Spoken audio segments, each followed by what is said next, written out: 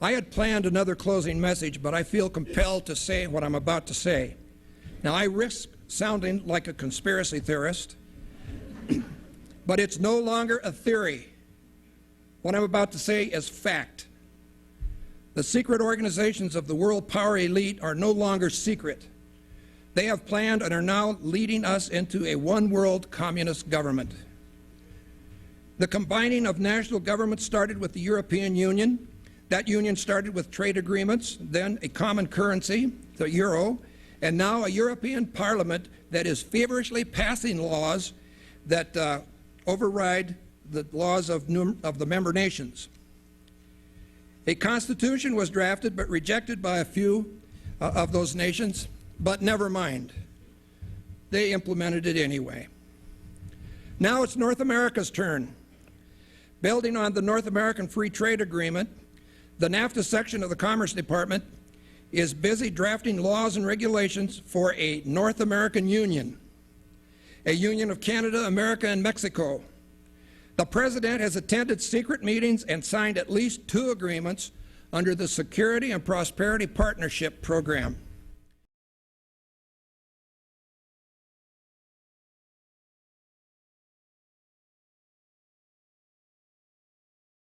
Dnešní systém rozhodování v Evropské unii je něčím jiným než historií prověřenou a v historii osvědčenou klasickou parlamentní demokracií. V obvyklém parlamentním systému je část podporující vládu a část opoziční. Ale to, pokud se nemýlím, v Evropském parlamentu není. Zde je prosazována alternativa jen jedna a kdo uvažuje o alternativě jiné, je považován za odpůrce evropské integrace.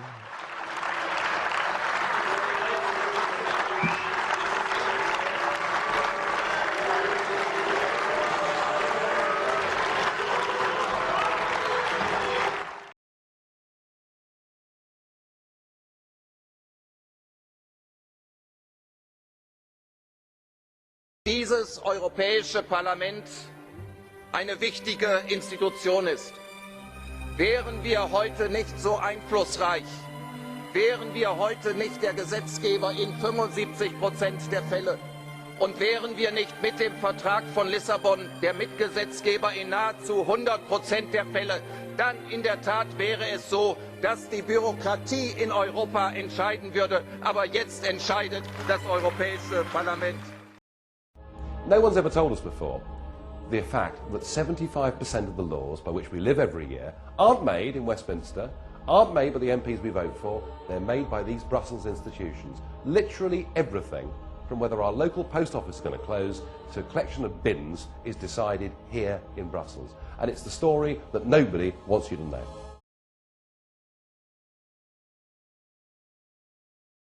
Just who the hell do you think you people are? You are very, very dangerous people indeed.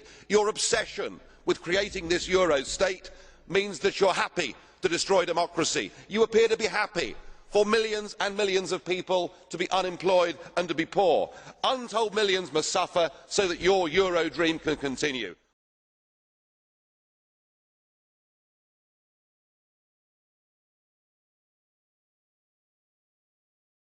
France wishes to participate, not to give grand speeches or give lectures, but to lead a troubled world into a new era of world governance.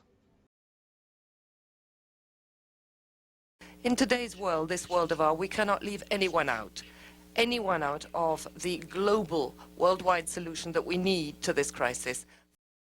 The international financial system, its basic principles and regulations, and its institutions need reform. We need a new global financial order. Le président des États-Unis et l'Europe ont donc proposé plusieurs sommets à partir de la mi-novembre qui porteront sur une nouvelle régulation, une nouvelle gouvernance mondiale. The goal should be to devise a system of global financial governance adapted to the challenges of the 21st century. –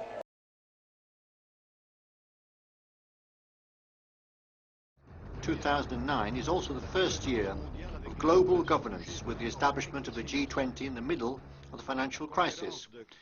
The climate conference in Copenhagen is another step towards the global management of our planet.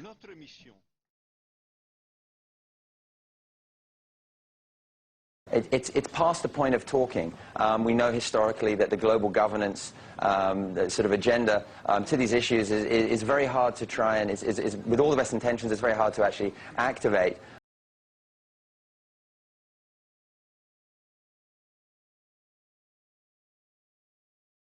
Today we must develop federal structures on a global level. To deal with world problems, we need a system of enforceable world law, a democratic federal world government. Good evening and congratulations, Walter, on receiving the World Federalist Association's Global Governance Award.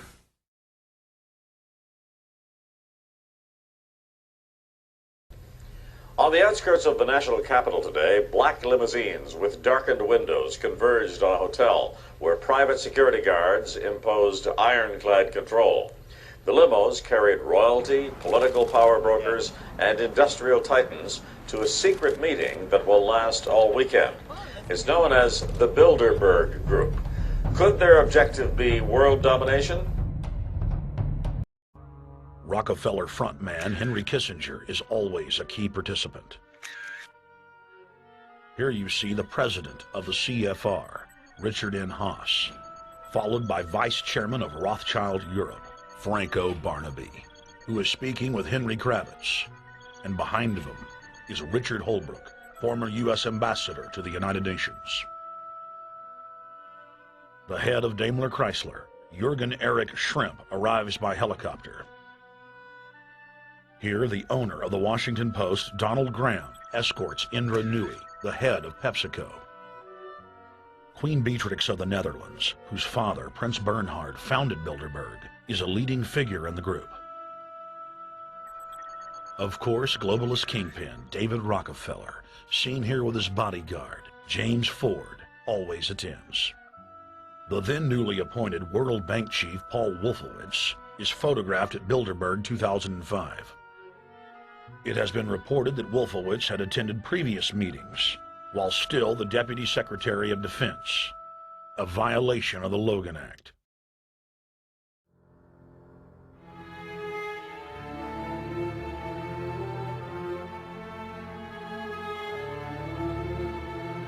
La questione delle nomine, molto importante. Oggi c'è sulle agenzie c'è un corollario di voci, di riunioni, non si sa nemmeno se dovrà esserci una riunione straordinaria a Bruxelles. Ma io mi domando una cosa, esaminando i nomi che circolano. Per esempio, mi limito a tre, Balkenende, Miliband e Van Rompuy. Ma è mai possibile che nessuno abbia osservato che tutte e tre sono frequentatori delle riunioni vuoi del Bilderberg, vuoi della trilaterale? Beh, io credo che si debbano stabilire dei principi di trasparenza, tanto sovente indicati a parole dalle nostre istituzioni, e si debba chiedere con chiarezza a queste persone se sono i candidati del loro paese nelle forze politiche o di questi gruppi occulti che si riuniscono a porte chiuse e decidono sulla pelle e sulla testa dei popoli.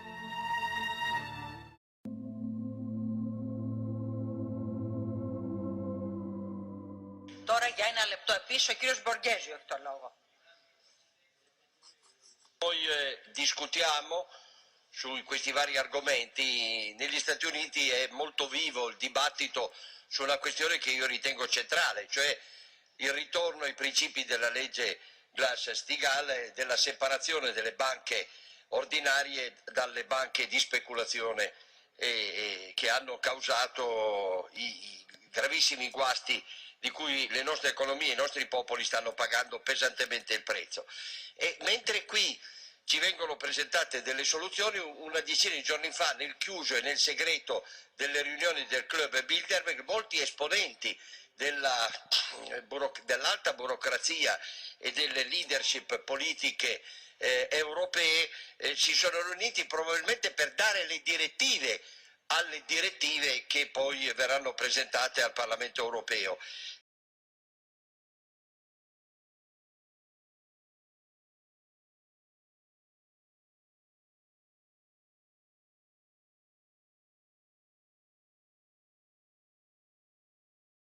Among the protesters is Switzerland's youngest member of parliament for the People's Party. He came up here to fight for transparency. Here's what he told me. People have a right to know what's happening in the Suffragette House, what's happening at the Bilderberg meeting. People want to know what do they decide there, who is there, what have they for plans for the future, and I'm here for more transparency.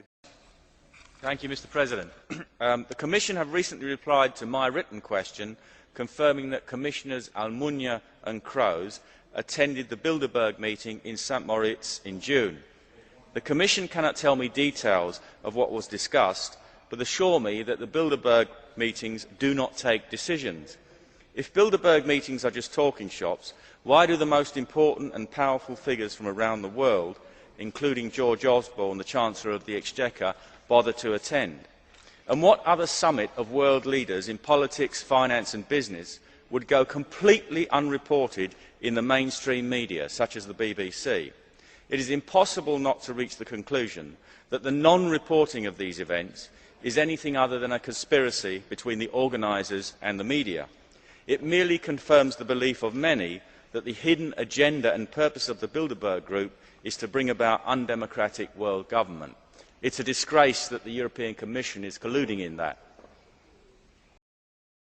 Conspiracy theorists say that the ultimate Bilderberg agenda is on world government. I think that's exaggerated, but not totally unfair, in the sense that those of us in Bilderberg really felt that we couldn't go on forever fighting one another for nothing, and killing people and rend millions homeless, and to the extent that we could have a single community throughout the world would be a good thing.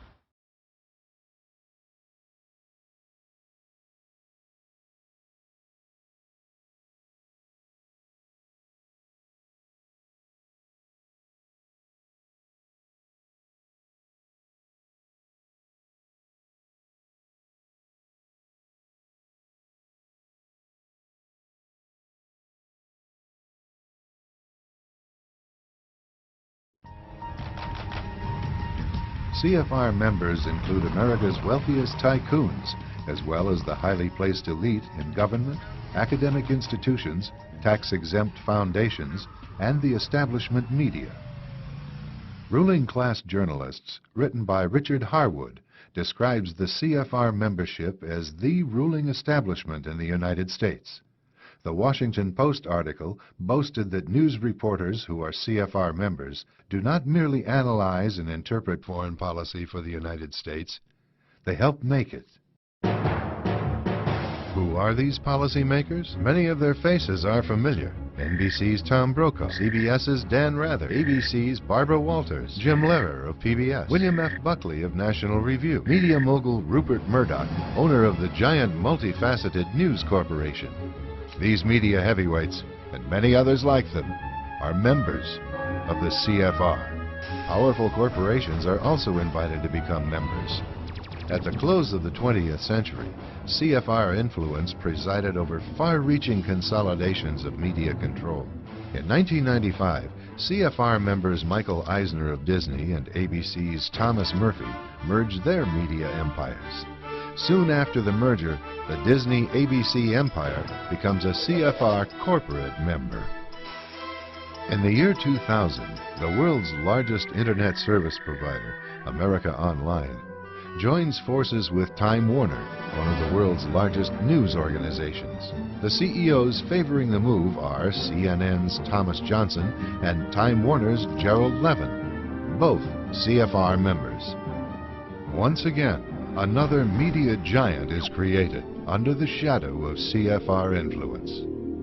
Today, an elite handful of individuals define the agendas that are supported by the empire of establishment news.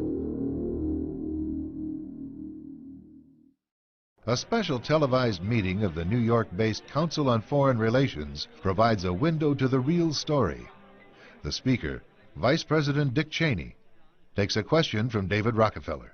Vice President, I just enjoyed so much your whole speech, but I was particularly pleased that you gave such a strong endorsement for the free trade agreement for all the Americas, subject that has been of great concern to me for many years, and particularly recently, and I think it's absolutely essential for the strength of our economy.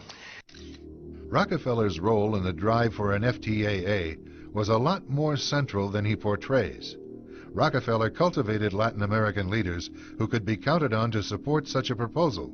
Both the 1994 Miami Summit and the FTAA proposal were conceived and nurtured by a Rockefeller-created network. Prominent among the organizations sponsoring the Miami event were the Council of the Americas, founder and honorary chairman David Rockefeller, the Americas Society, chairman David Rockefeller, the Forum of the Americas, founder David Rockefeller, the Institute for International Economics, financial backer and board member David Rockefeller, the Trilateral Commission, founder and honorary chairman David Rockefeller. Rockefeller's influence also extends to the current administration. He was chairman emeritus of the CFR when Vice President Dick Cheney once served as a director, a relationship that Cheney concealed during his congressional career. It's good to be back at the Council on Foreign Relations. As Pete mentioned, I've been a member for a long time and was actually a director for some period of time. I never mentioned that when I was campaigning for re-election back home in Wyoming. Thank you very much, Richard, and I am delighted to be here in these new headquarters.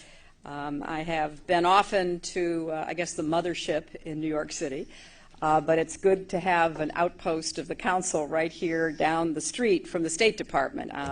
We get a lot of advice from the Council, so this will mean I won't have as far to go to be told what we should be doing and how we should think about the future.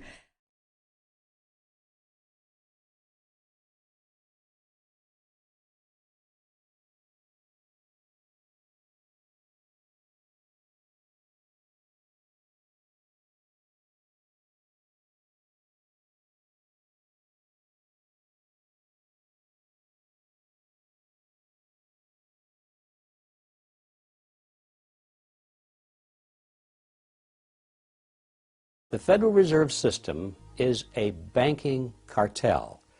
It's no different than a banana cartel or an oil cartel or the sugar cartel. It just happens to be a banking cartel. It's a group of very large and powerful private banking interests who have gotten together in a cartel arrangement, and they brought the federal government into it as a partner in order to use the force of law to enforce the cartel agreement. You see, with most cartels, if a member of the cartel wants to break out or violate the agreement, if they fixed prices, for example, and one of the members of the cartel wants to raise the prices contrary to the agreement, there's no way for them to discipline the member of the cartel and force him to stick with the agreements. But if you bring the government into the arrangement and convert the agreement into law, now all members are required by law to keep the agreement, or they go to jail. What is the proper relationship, what should be the proper relationship between a chairman of the Fed and a president of the United States? Well, first of all, the Federal Reserve is an independent agency, and that means basically that there is no other agency of government which can overrule actions that we take. So long as that is in place and there is no evidence that the administration or the Congress or anybody else is requesting that we do things other than what we think is the appropriate thing, then what the relationships are don't frankly matter.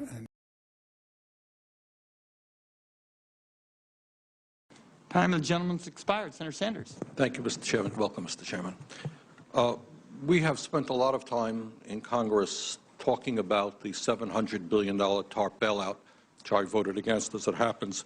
Not a whole lot has been talked about with regard to the $2.2 trillion that the Fed has lent out. Now, I find that absolutely extraordinary that I wrote you a letter and I said, hey, who'd you lend the money to? What were the terms of those loans? How can my constituents in Vermont get some of that money? Who makes the decisions? Do you guys sit around in a room? Do you make it? Are there conflicts of interest? So my question to you is, will you tell the American people to whom you lent $2.2 trillion of their dollars? Will you tell us who got that money and what the terms are of those agreements? We explain each of our programs. In terms of the terms, we explain the terms exactly. We explain what the collateral requirements are. We explain what to whom did you explain that? It's on our website. Yeah, okay. So all that information is available in our commercial paper program. And who got the money? Hundreds and hundreds of banks. Any bank or that has access to the U.S. Federal Reserve's discount. Will you tell us who they are? No, because the reason that is counterproductive and will destroy the value of the program is that banks will not come to the discount. Isn't that too bad? Sorry? In other words, isn't that too bad? They took the money, but they don't want to be public about the fact that they received it. We heard a whole lot about AIG. They're on the front pages. These are very now, I got banks and I have businesses in the state of Vermont who are in a lot of trouble. Not banks. Our banks, by the way, are doing pretty well. Now, how do these guys who are honest business people get it? Do you have to be a large, greedy, reckless financial institution to apply for these monies? There is a big thing that's going to happen in London at this G20, and then they're hiding it, they're camouflaging it, they're not talking about it. Coordination of international regulation. What they are going to do is to put our Fed and our SEC under the control, in effect, of the IMF. Oh, come on. They're You gonna believe they'll do this? That's what was in the draft agenda. They call it coordination of regulation. What it really is putting the American economy under international regulation. Yeah. And those people who have been yelling, oh, the UN's going to take over global Conspiracy government. theorists. They've been crazy, but now they're right. Yeah, well, when It's happening. Geithner said he would be open to the idea of a global currency last week, yeah. Those conspiracy people had said and suggested that for years. Right. You're not wrong. You're not wrong. And you know, it's what they always do at these conferences is they have the center show is here, and the side show they don't want you to pay attention to. Right. The center show is the size of the stimulus packages. The real show is international regulation of the financial institutions, which is going to happen under the IMF control. And remember, the IMF is run by Europeans, the World Bank by Americans. DickMorris.com. Thanks, Dick. Appreciate it. The dollar is the most widely used currency in the world, and this makes the global economy dependent on the policies of the Federal Reserve. The idea of a supranational currency independent of sovereign states is not a new one, but this is the first time an institution of such importance has made the proposal. The United Nations says it wants to go back to the idea of special drawing rights, or SDRs, and make it into a proper currency. The International Monetary Fund will then provide liquidity when and where it's needed. What sort of a financial deal should Obama be seeking to strike when he travels to China next month? No, I think this would be the time, because you really need to bring China into the creation of a new world order, financial world order.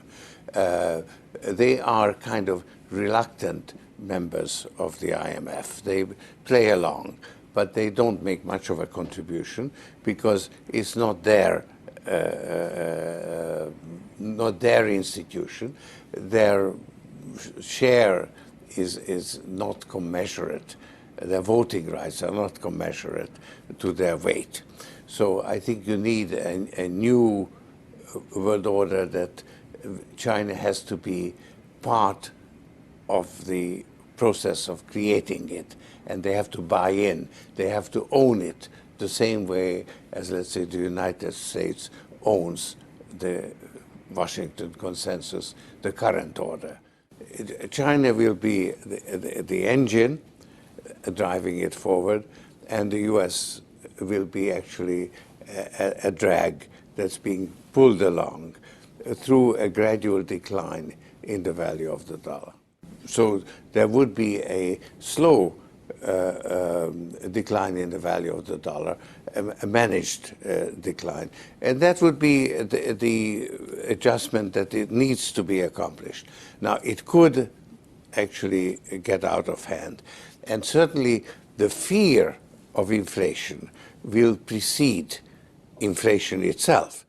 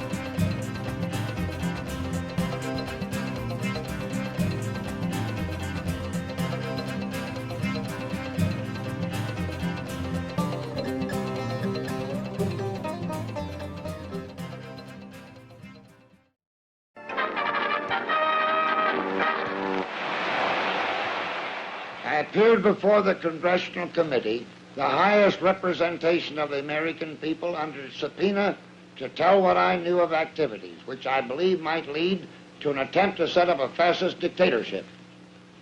The upshot of the whole thing was that I was supposed to lead an organization of 500,000 men, which would be able to take over the functions of government.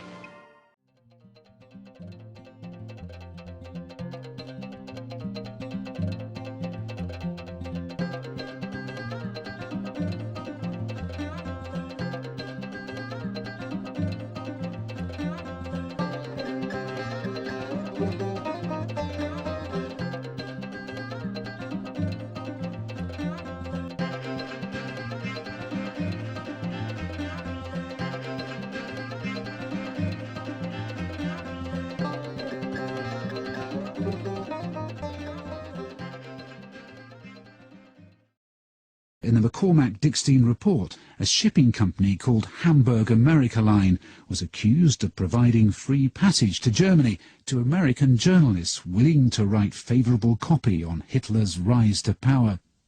The company is also alleged to have brought Nazi spies and pro-fascist sympathisers into America.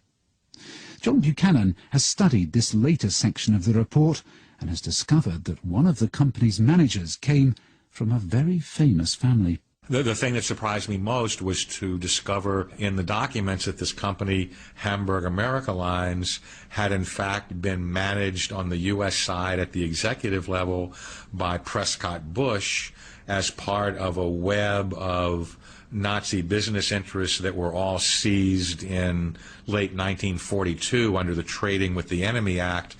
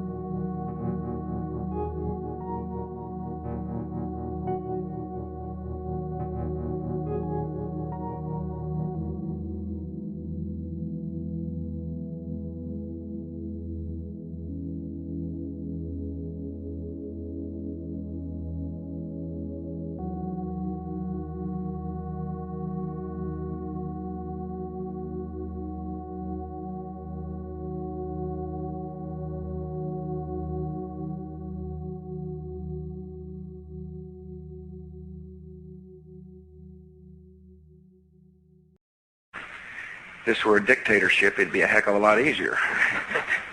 Just so long as I'm the dictator.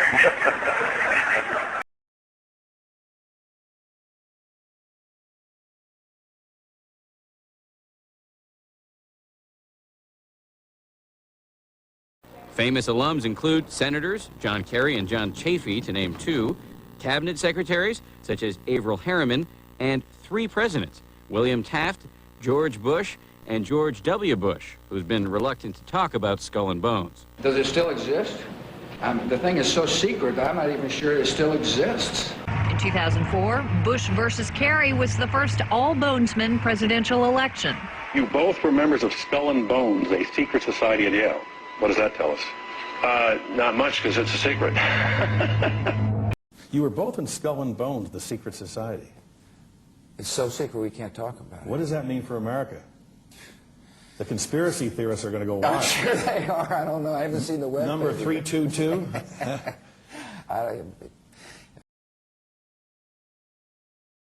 Were you a member of Skull and Bones in college and Bush? Were you in the same secret society? Well, that's all right. Let me answer his question. Excuse me, what are you writing? Whoa, whoa, whoa, whoa. Is anybody watching this? I'm not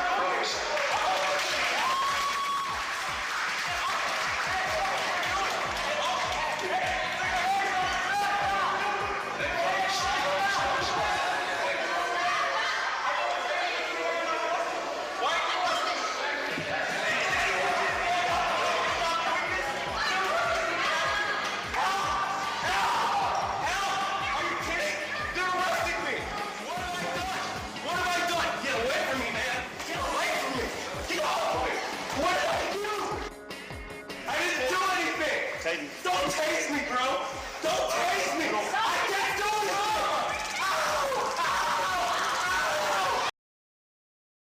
it! Geronimo died a prisoner of war, his body buried in Fort Sill, Oklahoma. Now, 100 years later, his family is suing to get his remains back. After a while, you know, it hurts you inside. Harlan Geronimo is the warrior's great-grandson. He and other descendants are suing Yale University and the secret society known as the Order of Skull and Bones, claiming Geronimo's skull was stolen back in 1918 by Yale students, members of the secret order. One of the alleged grave robbers, Yaley Prescott Bush, the father and grandfather of Presidents 41 and 43. When you desecrate a grave like of this nature, you know, you upset the spirits. And sooner or later, you know, the spirits will come after you. For decades, members called bonesmen dismissed the suggestion as a hoax.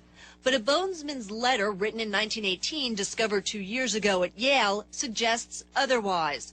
Quote, the skull of the worthy Geronimo the Terrible exhumed. Now, safe inside, the T. T is believed short for the tomb, the bonesman's private club. And so when we heard that some enterprising characters had managed to spy on the famous Skull and Bones Society, well, we couldn't resist. Here's ABC's Dan Harris. The videotape provides a grainy glimpse into what appear to be the initiation rituals of a secret society that's been around since 1832, whose members have gone on to be leaders of Wall Street and the White House, the Senate and the Supreme Court. They're sort of trying to scare the initiates, make them you know, disorient them, frighten them. New York Observer investigative reporter Ron Rosenbaum accompanied a team of Yale students who shot these pictures 9 days ago. Rosenbaum's curiosity about Skull and Bones was permanently piqued when, as a classmate of George W. Bush, he lived right next to the Tomb, the group's heavily fortified home. From their perch, Rosenbaum and his cohorts taped the Tomb's courtyard. What they captured, they say, was initiates, known as neophytes, being forced to kiss a skull, then members performing a mock killing.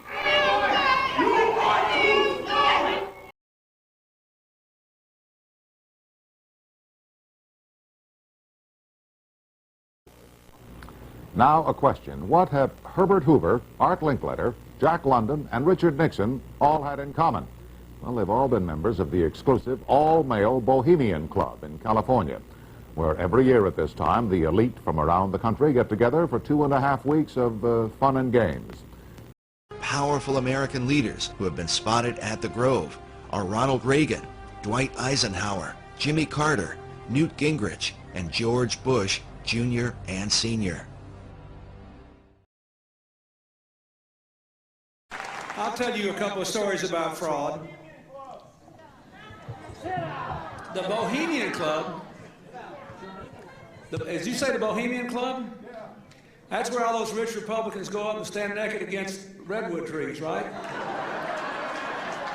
I've never been to the Bohemian Club, but you ought to go. It'd be good for you. Get some fresh air.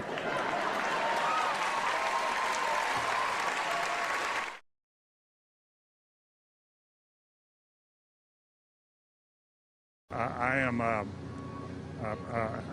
happy member of the Bohemian Grove. I like the folks who come there, and it's really inappropriate for me to talk about the group beyond that. Thank you. Have you been there for the ceremony with the cremation of care? Frankly, I don't think that's something I need to talk to you about. Really? That's right. Well, I'm Alex Jones, and I snuck in there in 2000. I'm the guy that blew it wide open and got the video, and it's been on national TV. Well, I disrespect you for that. You do? I do. But it's a lot of big public officials going in there. Don't we deserve to know? You took an, I don't know anything about you, and I don't know anything about your film, but if you go in there with an understanding, you violated that understanding by releasing that film, and I don't respect you for that. Really? Well, we have public officials I'm sorry, you took an understanding when you went in there that you would not do that film, and did you have an understanding when you went in there? No. Did you crash it? Yes. Yeah, and it has no trespassing signs there too, doesn't it? No, they put them up after. Oh, I'm sorry. I just walked in. I'm sorry, sir. I've been there before. I know what the circumstances are, and I'm sorry you violated the understandings. That was not a gentlemanly thing to do. But what about the ritual? Is the ritual genuinely?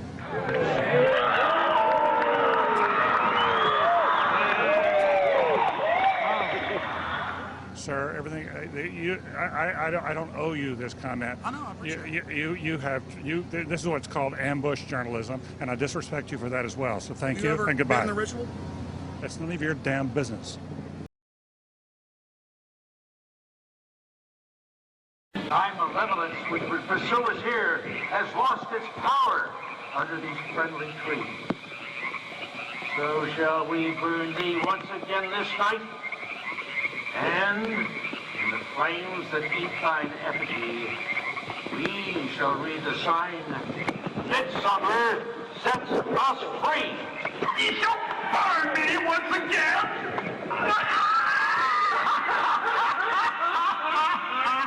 Not with these flames, which hither ye have fought from regions where I reign. Ye fools and priests, I spit upon your fire. Wow. Great sense of all mortal wisdom, owl of Bohemia, we beseech thee, grant us thy counsel. Begone, dull care. Fire shall have its will of thee. Begone, dull care. And all the winds make merry with thy ducks. Hail, fellowship's eternal flame. Once again, midsummer sets us free.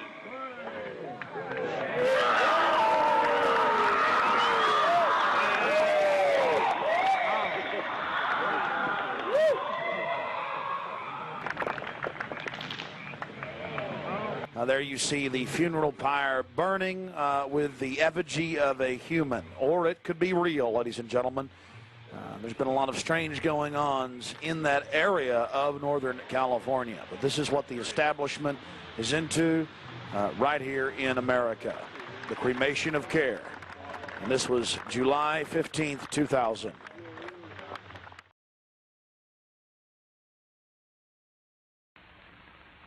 Hitler has often protested that his plans for conquest do not extend across the Atlantic Ocean, but his submarines and raiders prove otherwise. And so does the entire design of his new world order. For example, I have in my possession a secret map made in Germany by Hitler's government, by the planners of the new world order. We have before us the opportunity to forge for ourselves and for future generations a new world order A world where the rule of law, not the law of the jungle, governs the conduct of nations. When we are successful, and we will be, we have a real chance at this new world order, an order in which a credible United Nations can use its peacekeeping role to fulfill the promise and vision of the UN's founders. The transatlantic partnership was never just the foundation of our security. It was the foundation of our way of life. It was forged an experience of the most bitter and anguished kind. Out of it came a new Europe, a new world order, a new consensus as to how life should and could be lived. From 1945 and the end of the war through 1989 and the end of the Cold War, we had a worldview. Republican and Democratic presidents alike, from Harry Truman to George Bush, stood for freedom and stood for certain propositions that would make America strong and healthy and grow the middle class and shrink poverty and stand against communism. And after 1989, President Bush said, and it's a phrase that I often use myself, that we needed a new world order, and instead it looks like we got a lot of disorder. В своем движении в другом направлении, к новому мировому порядку. I think even that does not describe why the world has changed so much and why the world has turned so much toward a new world order and a new kind of civilization. I think a new world order is emerging, and with it the foundations of a new and progressive era of international cooperation. We have resolved that from today we will together manage the process of globalization to secure responsibility from all and fairness to all. And we've agreed that in doing so, we will build a more sustainable and more open and a fairer global society. In the name of France, I call upon all states to join ranks in order to found the new world order of the 21st century. امروز نظم ناعادلانه حاکم به پایان راه خود رسیده است. آشکارا روشن شده است که ما نیازمند یک نظم جدیدیم. What do you think the most important thing is for Barack Obama? Obviously, you're here to talk about the anniversary for U.S.-China diplomatic relations, but if you had to say this is going to be the country or the conflict or the place that will define the Obama administration, what would it be? I think his task will be to develop an overall strategy for America in this period when really a new world order can be created. It's a great opportunity. It isn't just a crisis. They also created the Great Seal of the United States. And that Great Seal of the United States has on it Novus Order Seclorum, a new order for the centuries, for the ages, forever. Wallace wrote that Roosevelt, as he looked at the colored reproduction of the seal, was first struck with the all-seeing eye, a Masonic representation of the great architect of the universe. Next, he was impressed with the idea that the foundation for the new order of the ages had been laid in 1776, but that it would be completed only under the eye of the great architect. America's secret destiny is involved in the Latin phrases Annuit Septis Novus Ordo Seclorum, announcing the birth of the New World Order, and that's what their goal is. The New World Order will be worldwide when it's instituted in the near future.